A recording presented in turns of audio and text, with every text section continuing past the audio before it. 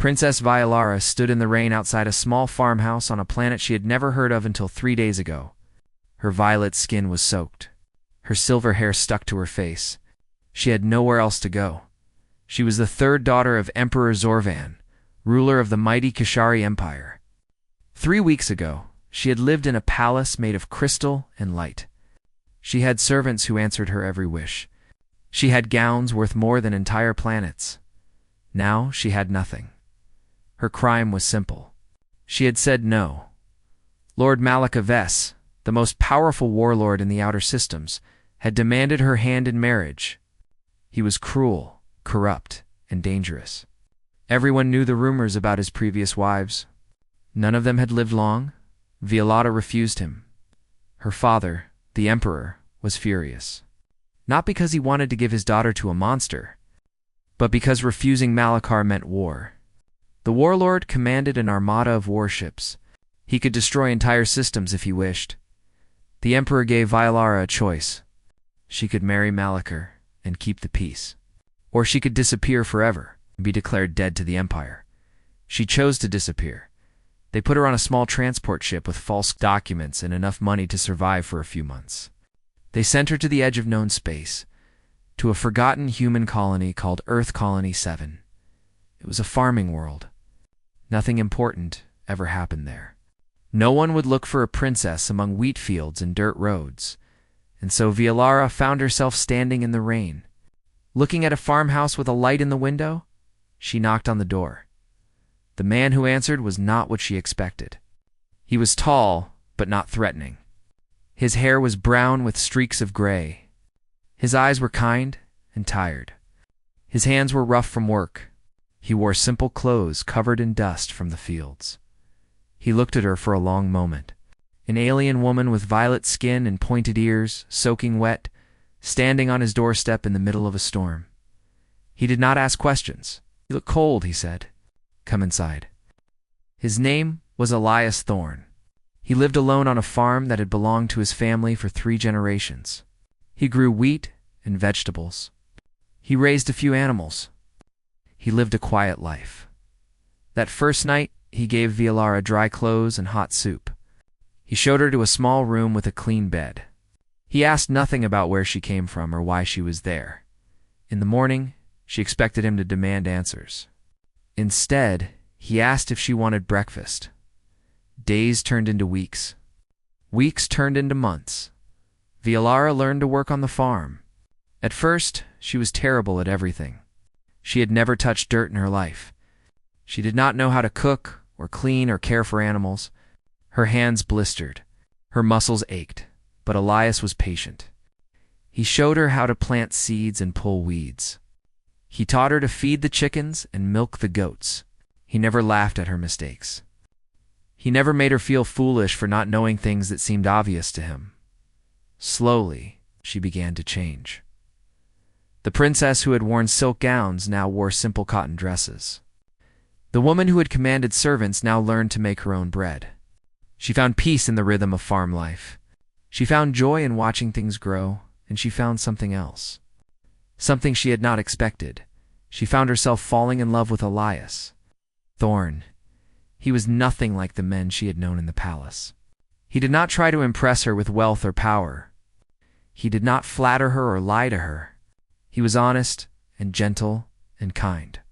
When he looked at her, he saw her. Not a princess. Not a political prize. Just her one evening, the village elder came to visit. He was a wise old man who had watched Violara and Elias together for months. He told them that there was a problem. Violara was an alien living on a human colony without proper documents. If the wrong officials came asking questions, she could be deported. Or worse. But there was a solution. If she married a citizen of the colony, she would be protected under colonial law. No one could take her away. The elder looked at Elias. Elias looked at Violara. "Only if you want to," Elias said quietly. "I would never ask you to do something you did not choose." Violara thought about her old life. The palace. The politics. The fear. She thought about her new life. The farm. The peace. The man who had asked nothing from her but gave her everything. "I choose this," she said. I choose you." They married beneath an old oak tree on a warm summer day. The whole village came to celebrate. There were no crystal halls or golden thrones. There were just two people who had found each other in a vast and lonely galaxy. Vialara believed she finally understood her husband. He was a farmer, a simple, good man who wanted nothing more than to grow his crops and live in peace. She was wrong. The truth came on a night when the stars burned. Red Dot Raiders attacked the neighboring settlement. They were slavers from the Keth Syndicate, a criminal organization that captured people and sold them across the galaxy. The villagers sent a warning. The slavers were coming their way. Everyone panicked. People ran to hide their children. Old men grabbed whatever weapons they could find. Vialara prepared to fight with the little combat training she remembered from her youth. But Elias did something strange. He walked calmly to a corner of the farmhouse where an old trunk sat covered in dust. Vialara had seen the trunk before, but never thought about it. Elias had told her it contained old family items. Nothing important. Now he knelt before it and opened the lock. Inside the trunk was a sword, but it was not just any sword. Vialara recognized it immediately. Every child in the galaxy knew that blade. It was a Solarian executioner's sword. Only the greatest human warriors carried such weapons. Only those who had proven themselves in the bloodiest battles of the First Galactic War. Elias lifted the sword. And when he turned to look at Vialara, she saw something in his eyes that she had never seen before. The kindness was gone. The gentleness was gone. In their place was something cold. Something ancient. Something terrifying. "Stay inside," he said. His voice was different now. Harder.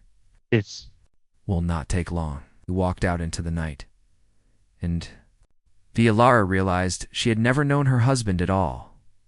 Vialara watched through the farmhouse window as her husband walked toward the raiders. There were 15 of them. Big, armored men carrying plasma rifles and shock batons. They were professionals. Killers who had done this 100 times before. They laughed when they saw a single farmer walking toward them with nothing but a sword. "Look at this fool," one of them shouted. "He thinks he is a hero." Elias said nothing. He just kept walking. The first raider raised his rifle to fire. He never got the chance. Elias moved like water, like wind, like something that was not entirely human. One moment he was 10 meters away. The next moment he was among them, and his blade was singing through the air. The first raider fell before he could scream. The second died trying to turn around. The third managed to fire his weapon, but Elias was no longer there. He was behind the man, and then the man was falling. Vialara had seen warriors before. She had watched the finest soldiers of the Kishari Empire train in the palace courtyards. She had seen gladiators fight in the arena for her, his father's entertainment. She had never seen anything like this. Elias did not fight like a soldier. He fought like a force of nature. There was no wasted movement, no hesitation, no mercy. Every step led to a strike. Every strike led to death. He flowed through the raiders like a ghost, and everywhere he went, men fell. It was over in less than 3 minutes. 15 armed slavers lay dead in the dirt. Elias stood among them, his sword dripping red. His shirt was torn. His breathing was slightly faster than normal, but there was not a single wound on his body. He cleaned his blade on the grass and walked back to the farmhouse. Vialara was waiting at the door. Her hands were shaking. Her heart was pounding. She looked at her husband as if seeing him for the first time. "Who are you?" she whispered. Elias did not answer right away. He walked past her into the house. He sat down at the kitchen table and stared at the sword in his hands for a long time. "I was hoping you would never have to know," he finally said. Then he told her the truth. Before he was a farmer, before he came to this quiet planet, before he buried his sword and changed his name, he was someone else. He was Commander Elias Thorne of the United Human Forces. But the galaxy knew him by another name, the Ashen Hand. Vialara felt the blood drain from her face. Every child in the galaxy knew that name too. It was a name spoken in whispers, a name used to frighten enemies, a name written in the history books, alongside the bloodiest battles ever fought. The First Galactic War had lasted 20 years. Humanity was new to the stars. Dozens of alien empires saw them as prey. They formed an alliance called the Dominion, and tried to wipe out the human race before it could grow strong. They nearly succeeded, but humanity fought back. And at the front of that fight were warriors like Elias Thorne. The Seventh Circle, they called his unit. 7 soldiers who became legends. 7 humans who turned the tide of an impossible war. The final battle happened at a place called Cinder's Gate. It was a massive space station that controlled travel through half the galaxy. The Dominion used it as their command center. If humanity could destroy it, the war would end. But the station was protected by 1,000 warships. The 7th Circle went anyway. Elias told Vialara about that battle. He told her about flying through fields of fire and death. He told her about boarding the station with his team while hell exploded around them. He told her about fighting through corridors filled with enemy soldiers, cutting down everyone in his path. He told her about the moment when the station fell and the Dominion fleet scattered. He told her about the cost. "I killed over 10,000 people in that war," Elias said. His voice was flat, empty. "I do not remember all their faces. I should, but there were too many. They blur together now. Just blood and screaming and fire." Vialara did not know what to say. The man sitting before her was not the gentle farmer she had married.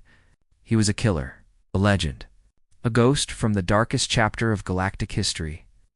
"When the war ended, I could not stop seeing their faces," Elias continued. "Every night, I dreamed of the people I killed. Every morning, I woke up reaching for my sword. I was becoming a monster. So I ran. I buried my blade. I came here and tried to become someone else. Someone who could grow things instead of destroying them."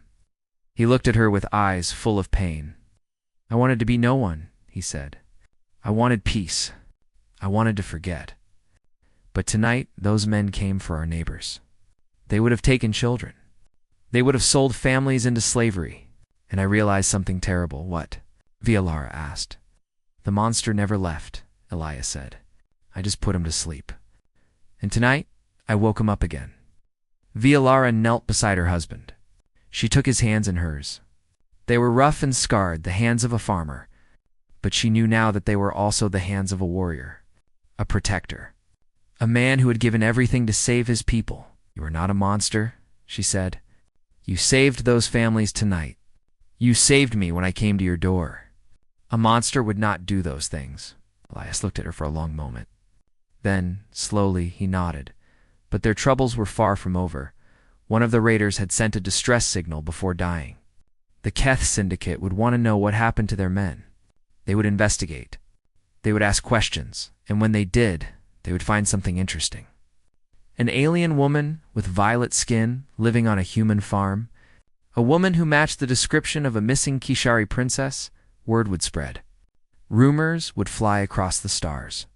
And eventually, those rumors would reach the ears of Lord Malachor Vess, the warlord who had demanded Vialara as his bride, the man she had refused. He would come for her. Vialara knew it with absolute certainty. Malachor was cruel and proud. He did not accept rejection. He did not forgive those who defied him. He would bring his armada. He would burn this planet to ashes, and he would drag her back to his palace in chains, unless someone stopped him. Vialara looked at her husband. She looked at the sword still resting on the table. She had married a simple farmer. Now she understood that she had married one of the deadliest warriors in human history, and somewhere in the darkness of space, war was coming for them both. The ships came on a cold morning 3 weeks. Later, Vialara was feeding the chickens when she heard the thunder in the sky. She looked up and felt her blood turn to ice. Dark shapes were dropping through the clouds. Dozens of them. Warships with guns that could level mountains. Lord Malachor Vess had found her. The colonial governor made an emergency broadcast within the hour. His voice shook with fear as he spoke. An alien fleet of 40 warships had entered orbit around Earth Colony 7. They were demanding the surrender of a fugitive, a Kishari woman who had stolen something valuable from Lord Malachar. Everyone knew it was a lie. Vialara had stolen nothing. But Malachar was powerful, and power made its own truth. The governor came to their farm that afternoon. He was a small man, with sweating hands and nervous eyes. He begged Elias to be reasonable. "Just give her to them," the governor said. "One woman for the safety of the whole colony. You must see that it makes sense." "She is not a thing to be traded," Elias replied. His voice was calm but hard as iron. "She is my wife." "Then you doom us all," the governor cried. "Malachar will destroy everything. Everyone will die because you refuse to see reason." Elias stood up. He was not a tall man, but in that moment, he seemed to fill the room. The governor took a step back without meaning to. "Get out of my house," Elias said. The governor ran. That night, Vialara sat with Elias by the fire. She watched the flames dance and tried to find words for the guilt eating at her heart. "Maybe the governor is right," she said quietly. "One life for thousands. It is a simple calculation." "There is nothing simple about it," Elias replied. "Malachar will not stop with you. Men like him never stop. If we show weakness, he will take everything. Today, it is you. Tomorrow, it is someone else's daughter, then someone's son, then whole families. The only way to stop a wolf is to show him your teeth." "But how?" Vialara asked. 40 warships against one farming colony. We have no army, no weapons, no hope." Elias looked at her. For a moment, she saw the old weariness in his eyes, the weight of all the battles he had fought, all the blood he had spilled. Then something else appeared, something stronger. "Humanity was outnumbered in the war too," he said. "We were younger, weaker, we had less technology and fewer ships. But we won. Do you know why?" Vialara shook her head. "Because we do not surrender," Elias said. "We do not give up. We do not accept the impossible. When the galaxy told us to die, we refused. And we will refuse again." The next morning, Elias called a meeting in the village square.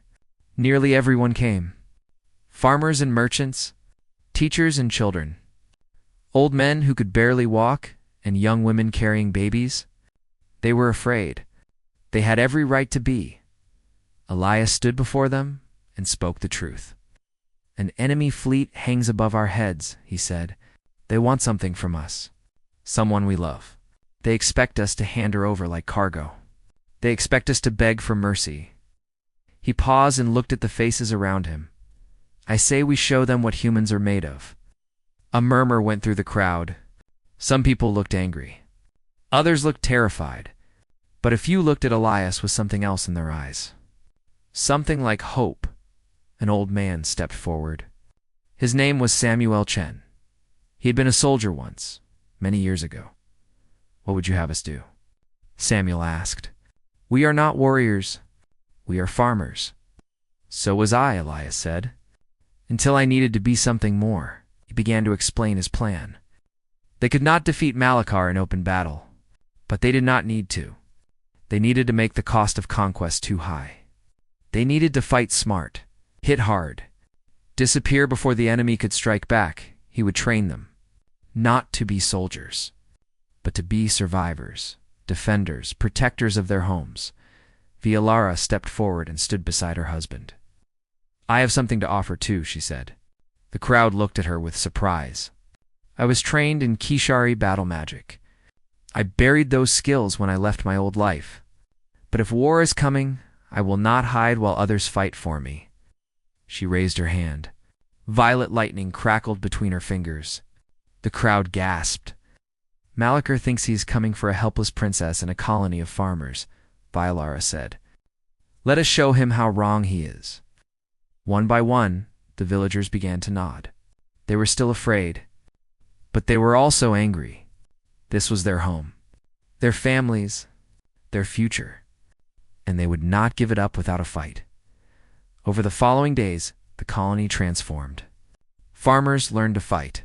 Merchants learned to build traps. Children learned to hide. Elias organized everything with the mind of a commander. who had won impossible wars, but he knew it would not be enough. On the third night, he went alone to an old communications station at the edge of the settlement. The equipment was ancient, barely functional, but it still worked. He sat down and opened a channel that had been silent for 15 years, a frequency known only to 7 people in the entire galaxy. "This is Commander Elias Thorne," he said into the void, "calling the 7th Circle. If any of you are still alive, if any of you can hear this, I need you." One last time, sat in silence for a long moment. Then he stood up and walked back to the village. He did not expect an answer. His old team had scattered after the war. Some had died. Some had disappeared. They were ghosts now, just like him. But as he walked through the darkness, he allowed himself a small hope. Maybe, somewhere in the vast emptiness of space, someone was listening. Meanwhile, Lord Malachar grew impatient in his flagship above the planet. He sent a message to the colony. His voice was smooth and cold. "You have 48 hours to deliver the princess," he said. "If you refuse, I will burn your world to ash. Your farms will become graves. Your children will become dust. Do not test my patience." Elias listened to the message with a face of stone. Then he went to his old trunk and pulled out something else. Something that had been buried even deeper than his sword. His armor, it was black and silver, scarred from 100 battles. The symbol of the United Human Forces was still visible on the shoulder. He had not worn it in 20 years. He put it on piece by piece. When he was finished, he looked at his reflection in the window. The farmer was gone. The ashen hand had returned. They came from the darkness. Between stars, the first ship appeared on the morning before Malachar's deadline. It was old and battered, held together by patches and prayers. It dropped out of hyperspace with a shower of sparks and a groaning engine that sounded ready to die. Vialara was standing beside Elias when the ship landed in a field outside the village. The hatch opened with a hiss of steam. A woman stepped out. She was tall and lean, with silver hair cut short and eyes that missed nothing. A massive rifle hung across her back. Her face was covered in old scars. "You look terrible," she said to Elias. "Look worse," he replied. Then they embraced like family. Her name was Kira. Vance, the soldiers who fought against her, called her the Reaper. During the war, she had been the deadliest sniper in human history. She once killed an enemy general from 18 kilometers away. The shot was still taught in military academies. "I was retired," Kira said, "living on a beach somewhere warm. Then your message came through, and I thought, well, retirement is boring anyway." Before Vialara could speak, another ship appeared in the sky. Then another. Then 3 more. By noon, 6 vessels had landed. 6 warriors had answered the call. Marcus Cole came next. He was a huge man with hands like shovels and a laugh that shook the ground. He was the demolitions expert of the 7th Circle. During the war, he had collapsed an enemy orbital station with just 3 explosive charges. He brought crates of equipment that made the villagers nervous just to look at. Dr. Yuna Sato arrived in a medical ship filled with supplies. She was small and quiet, with gentle hands and sad eyes. She had been the team's combat medic. She had saved hundreds of lives during the war, but she had also killed when she needed to.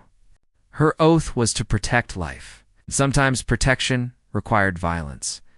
Dax Marlowe flew in with a style that made everyone duck for cover. He nearly crashed his ship into a barn before landing sideways in a wheat field. He climbed out laughing, a wild man with crazy hair and wilder eyes. He had been the team's pilot. During the Battle of Cinder's Gate, he flew through a collapsing wormhole because someone bet him he could not do it. Feng Wei simply appeared. No one saw his ship land. No one saw him arrive. One moment the square was empty. The next moment he was standing there, a small man in gray clothes with a face that was easy to forget. They called him Ghost. He was the infiltrator, spy, the shadow who walked through enemy strongholds like they were made of mist. The last to arrive was Brother Solomon. He was an old man now, bald and weathered by time. He wore simple robes and carried no weapons that anyone could see. He had been the team's chaplain. He prayed before every battle and showed no mercy during them. His faith was absolute, and so was his commitment to protecting the innocent. The seventh circle was together again. They gathered in Elias's farmhouse that night. 7 warriors who had not seen each other in 15 years. 7 people who had shared more pain and blood than most could imagine. So Kira said. Studying a map of the colony, we have 7 old soldiers, 300 civilians with farming tools, and 1 alien princess against 40 warships. Anyone else feeling nostalgic? The odds were worse at Cinder's Gate, Marcus rumbled. The odds were impossible at Cinder's Gate, Dax corrected cheerfully. These are just really, really bad. They spent hours planning. Elias led the discussion, but everyone contributed. They knew each other's strengths. They knew each other's weaknesses. They had fought together through hell and come out alive. The plan was simple in concept, but brutal in execution. They could not fight Malaker's fleet in space, but they could make the ground battle a nightmare. They would use the terrain. They would use traps. They would use every dirty trick they had learned in 20 years of war. Ghost would infiltrate Malaker's flagship before the attack began. His job was to disable the shields and communication systems. Without those, the warships would be vulnerable and uncoordinated. Kira would take position on the highest ground with her rifle. She would target officers and command units. Cut off the head, and the body dies. Marcus would prepare surprises across the countryside.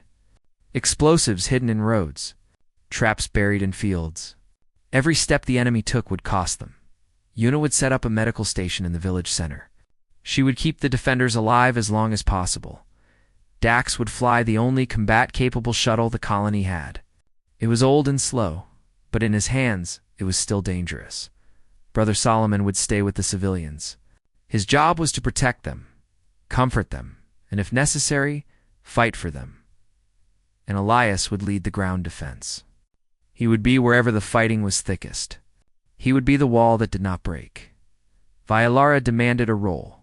She was not a soldier, but she was not helpless either. Her battle magic could shield the wounded and strike at enemies from a distance. You are the reason they came, Kira pointed out. You should be hidden. Hiding is what got us here, Violara replied. I am done hiding. Elias looked at his wife. He saw the fire in her eyes, the determination. She was not the frightened princess who had appeared on his doorstep a year ago. She was something more now. She fights with us, he said. No one argued. The attack came at dawn. Malaker's dropships fell from the sky like metal rain. Hundreds of soldiers poured out onto the fields, expecting easy conquest. They found something else. The first wave hit Marcus's traps. Explosions tore through their ranks. Roads collapsed under their vehicles. Fires erupted from the ground itself. The survivors regrouped and pushed forward. Kira's rifle began to sing. Officers fell one after another. Leaders dropped before they could give. Order's chaos spread through the enemy lines. The colonists fought with everything they had. They were not soldiers, but they were defending their homes. They knew every hill, every stream, every hiding place. They struck from ambush and vanished before the enemy could react. Violara stood on a ridge above the village, her hands raised to the sky. Violet lightning crashed down among the attacking forces. Shields of shimmering energy protected the wounded as Una dragged them to safety. And at the center of it all was Elias. He moved through the battle like death itself. His sword never stopped. His feet never slowed. He was everywhere at once, rallying defenders, cutting down enemies, turning every retreat into a new attack. The enemy had expected a farming colony. They had found the seventh circle high above the planet. Lord Malaker watched the battle with growing rage. His forces were dying. His plans were failing. And somewhere in the chaos, he knew that the Ashen Hand had returned. He made a decision. If his army could not take the colony, he would take it himself. He ordered his personal shuttle prepared. The warlord was going to war. Lord Godves descended from the sky in a ship made of black steel and gold. He landed in the burning wheat fields where his soldiers were dying. He did not care about them. He cared only about victory. He was a giant of a being, nearly 3 meters tall, covered in ceremonial war armor that could stop plasma bolts. His skin was pale gray, and his eyes burned with cold fury. In his hands, he carried a plasma lance that glowed with deadly light. He had killed dozens of warriors with that weapon. Champions, generals, heroes, all of them had fallen before him. Now he walked through the chaos of battle, searching for one man, Elias Thorne. He roared. His voice echoed across the fields, cutting through the sounds of war. Show yourself. Face me like the warrior you pretend to be. The fighting paused. Soldiers from both sides turned to watch. Elias emerged from the smoke. His armor was cracked and stained. With blood that was not his own, his sword gleamed in the light of the burning fields. His face was calm, but his eyes held something dark and dangerous. You came for my wife, Elias said. You threatened my home. You brought war to people who wanted only peace. Malachar laughed. It was a cruel sound, full of contempt. I came to take what is mine, the warlord said. The princess belongs to me. This planet belongs to me. You are nothing but an old soldier playing farmer. When I am done with you, I will make her watch as I burn everything you tried to protect. Elias raised his sword. Then come and take it. They clashed in the center of the burning field. The sound of their weapons meeting was like thunder. Sparks flew into the smoky sky. Malachar was fast for his size. His plasma lance spun and struck with terrible precision. He had been trained by the finest warriors of the Kishari military. He had enhanced his body with alien technology. He was stronger, faster, and younger than the human who faced him. He drove Elias back with a series of crushing blows. The lance sliced through armor and drew blood. Elias stumbled but did not fall. Is this the best humanity can offer? Malachar mocked. The great ashen hand? You are old and slow. You should have stayed buried on your little farm. He struck again. Elias barely blocked the blow. The force drove him to his knees. Malachar stood over him, lance raised for the killing strike. Any last words? The warlord asked. Elias looked up. Blood ran down his face. His body was broken and exhausted, but his eyes were still calm. You asked why humanity won the war, he said. Malachar hesitated. It was not because we were stronger, Elias continued. We were not. It was not because we were smarter. We were not that either. He began to rise, slowly, painfully, but rising all the same. It was because we do not stop, Elias said. You can hurt us. You can break us. You can kill us. But you cannot make us surrender. We will keep fighting. We will keep getting up. We will keep coming. Until we win, or until we die. He stood fully now. His sword came up, and I am not dead yet. He attacked. Malachar had expected a broken enemy. He got a storm. Elias moved with speed that should have been impossible for his wounded body. His blade sang through the air, crashing against the plasma lance again and again. The warlord fell back, surprised by the fury of the assault. He tried to counterattack, but Elias was inside his guard now. The great lance was too long for close fighting. Elias's sword found a gap in the ceremonial armor. It bit deep into Malachar's side. The warlord screamed in rage and pain. He swung wildly with his free hand, catching Elias across the face. The human flew backward and crashed into the ash. But he got up again, always getting up. Malachar looked at his wound. Purple blood was pouring down his armor. He had never been hurt like this. Never by a human. What are you? He hissed. I am a farmer, Elias said. I am a soldier. I am a husband and a protector. But most importantly, I am human. And we do not give up. He charged one final time. Malachar raised his lance, but he was too slow. Too hurt, too surprised, Elias's blade found his heart. Lord Malachar Vez, warlord of the outer systems, terror of a dozen worlds, fell dead in a wheat field on a planet he had thought to conquer. For a long moment, silence fell over the battlefield.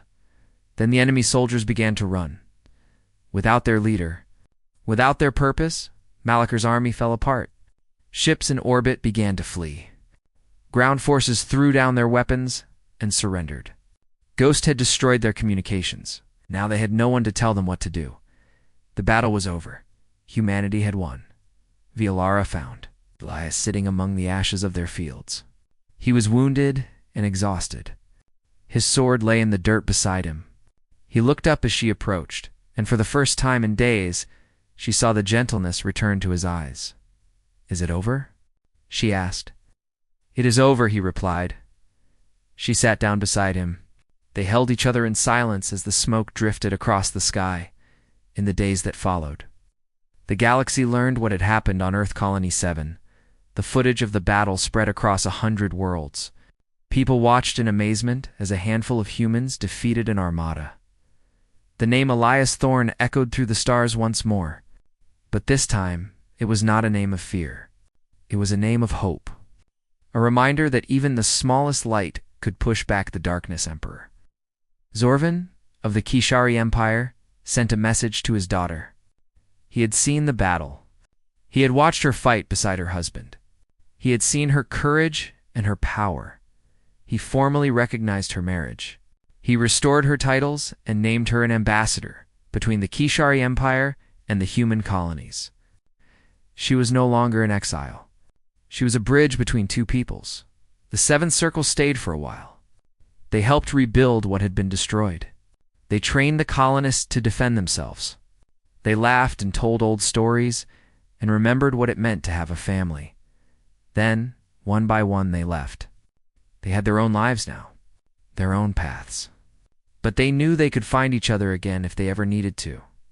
Only Elias remained. One evening, Vialara found him standing in the ruins of their wheat field. New seeds had been planted. Green shoots were already pushing through the ash. "You could be anything now," she said. "The galaxy would follow you. You could have power, wealth, anything you wanted." Elias shook his head. "I wanted to be a farmer," he said. "I wanted to grow things instead of destroying them. I wanted peace." He looked at her with the same kind eyes she had fallen in love with. "I still want those things. But now I understand something I did not before. Peace is not given. It must be protected. A farmer can also be a guardian. I do not have to choose." Vialara took his hand. "Then we will build something new," she said. "Together. A place where warriors find peace and peace learns to defend itself." Elias smiled. It was a real smile, not the careful mask he had worn for so many years. "I would like that," he said. They rebuilt their farm. They rebuilt their lives. And in time, Earth Colony 7 became something more. A place of refuge. A symbol of hope. A reminder that even in a galaxy full of darkness, there were those who would stand against it. Elias Thorne never buried his sword. Again, but he kept his fields, and that was enough.